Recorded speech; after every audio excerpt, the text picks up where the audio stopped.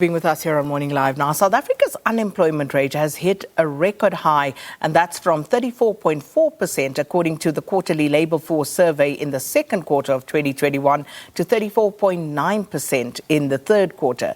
Economist Duma Gqubule, as I was saying earlier, actually wrote about this, saying that the unemployment crisis in South Africa is the most heartbreaking betrayal of the promises and the dreams of our liberation struggle. Now, Gqubule also says that after years of failed economic policies, the time has now come to change course and to learn the lessons of economic development that have enabled some countries to transform their economies in one generation.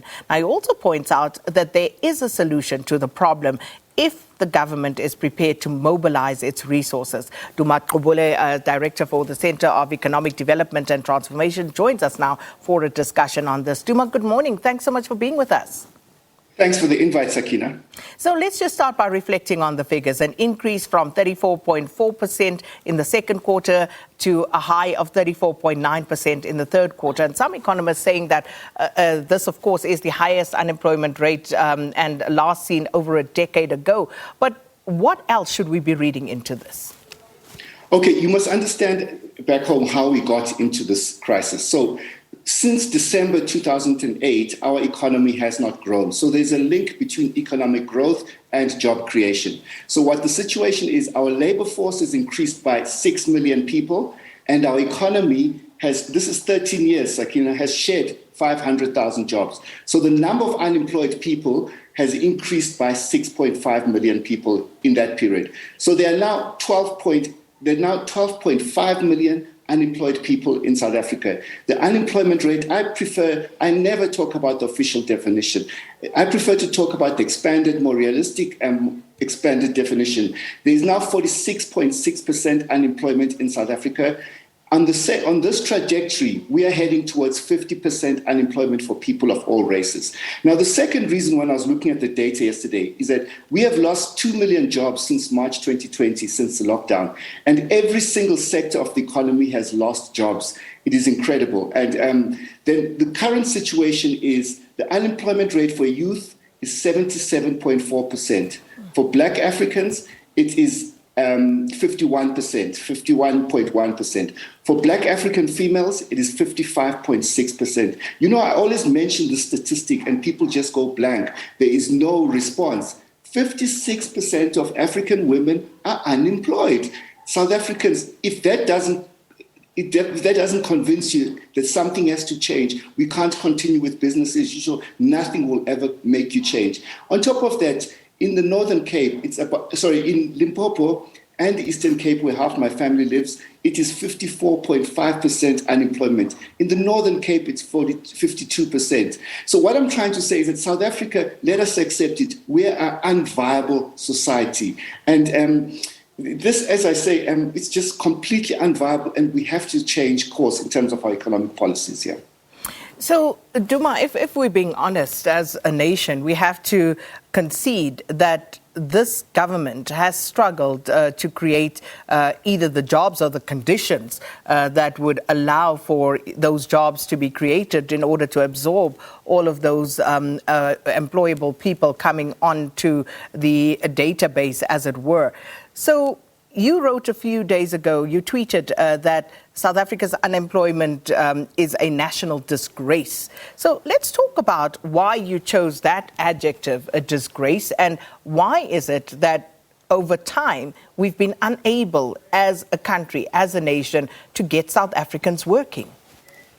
Yes, okay, so it's a complete national disgrace, and it cancels out everything that the government claims to have achieved since 1994. Whatever you tried to do in 1994 has been an utter failure because so many people are unemployed. We're heading towards 50% unemployment for South Africans of all races. And if South Africans don't see that that is a huge problem, then I don't know what will make people see that. So how did we get there? It's basically failed economic policies, Sakina. And there's a period between 2004 and 2008, when we created 3.1 million jobs, December 2008, and the unemployment rate went down to 28.7%. And the government then was spending money. They were spending on infrastructure, spending on consumption, interest rates were coming down. So I'm just saying, let's go back to those same policies throughout the world that creates jobs. You know, we have a 5.5 trillion rand economy.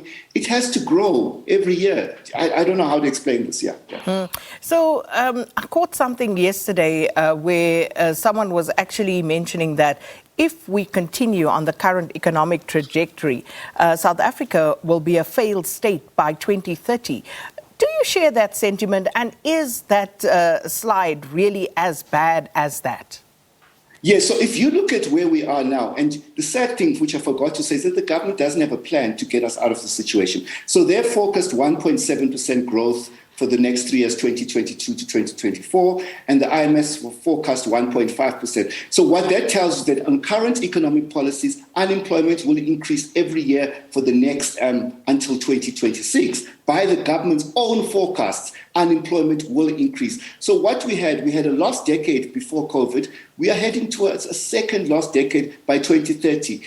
South Africa is already unviable. It's not a nice country to live in. By 2030, it's going to be a worse country to live in. So between now and 2030, we're going to have repeated cycles of political and social instability like you saw in July. And it's just going to be these. And what I can't understand is that there's a stalemate between the business sector, the unions, and the government as to what should be done to get us out of the cycle. And I really have to appeal to all these people that let's stop these games. Let's agree on what will get this country out. And what is on the table, Sakina, as according to the government's own forecast, is not enough, and it will result in rising unemployment. So you talk about changing course, and South Africans were, of course, hopeful when President Cyril Ramaphosa delivered the Economic Reconstruction and Recovery Plan. But how has that panned out? And does that put us on somewhat of, a positive trajectory?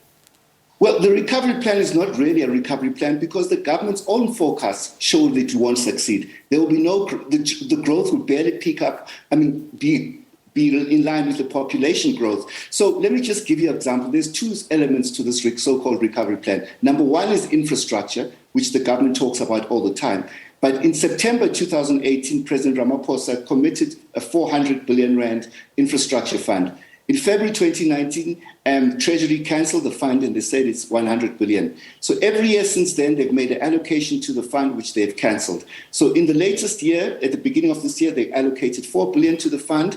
And then so what happened to that fund? They've cancelled allocation in the recent medium-term budget. So 3 years after the president announces this fund on infrastructure, it's zero. So the second thing that the infrastructure plan, the plan doesn't address is the biggest reason for the collapse of of total investment is a public sector investment strike in South Africa. So what has happened is that public sector investment has collapsed by 36% since 2013. Investment by state-owned companies has collapsed by 56% since 2013. So the so-called recovery plan doesn't say how they're going to reverse that decline. And then the government talks for the past decade, Sakina, about structural reforms. The structural reforms have not delivered growth. And South Africans should remember that the Treasury itself modeled these structural reforms in October 2019, and they said these structural reforms are going to create 142,000 jobs in the first 3 years. This is in a country that has got 12.5 million unemployment. So according to the Treasury's own forecast, their own structural reforms will not create enough jobs here. So if you were president and you could just wave a magic wand, Duma, what reforms would you introduce, and urgently so? Okay, so what you need, our economy is 5.5 trillion. So mathematically, if we want to grow by 10% and the inflation is 4%, if we want to grow by 6% and the inflation is 4%, the economy must grow by 10% a year in nominal terms, yeah. So basically what I would do, we have a humanitarian crisis right now. 10 million people and 3 million children went hungry in April and May. So I'm a big believer in the basic income grant. I would implement a basic income grant to basically every single country Sakina, in the world in the wake of the pandemic. 734 cash transfer programs were implemented in 186 countries. Why should we be different? So we need to give cash to the people in terms of a basic income grant. That's number one. Number two, we need to increase investment in the economy.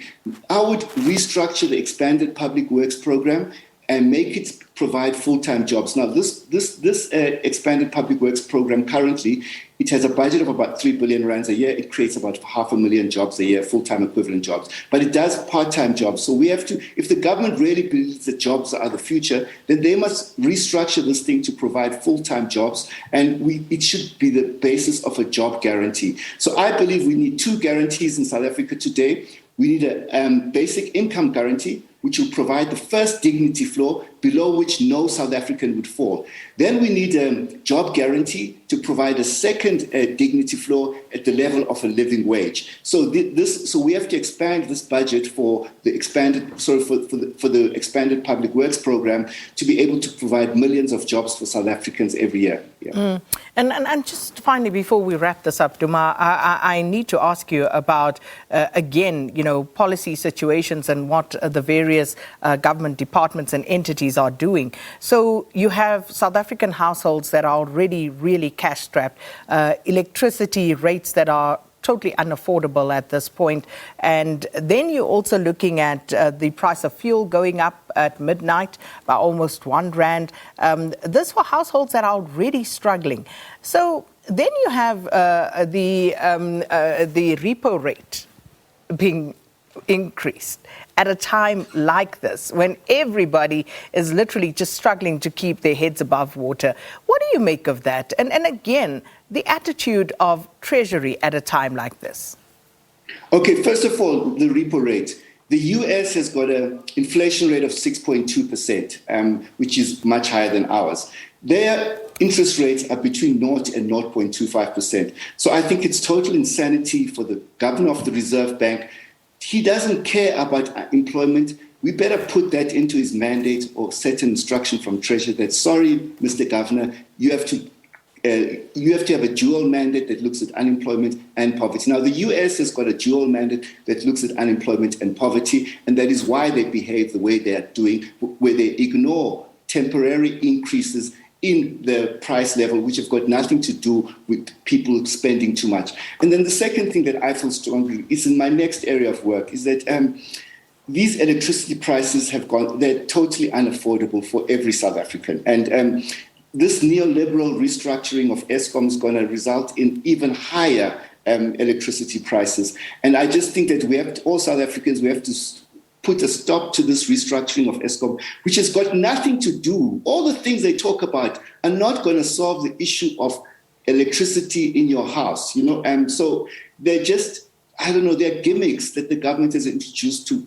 look like they're doing something. So I believe that we have to have a public option for Eskom. We have to have subsidized energy prices because back in the day, there was a free basic services. We have to expand the free basic services in terms of electricity that is provided to South Africans. And talking about the fuel price, the government has to use the fuel levy as a tool to, they can decrease the fuel levy at times like this to make it bearable for South Africans. So those are some of the things that we could do as well. Yeah. Duma Gqubule, always a pleasure speaking to you. Thank you so much for your time this morning. Duma Gqubule is Director at the Centre for Economic Development and Transformation, discussing the unemployment crisis in South Africa at the moment.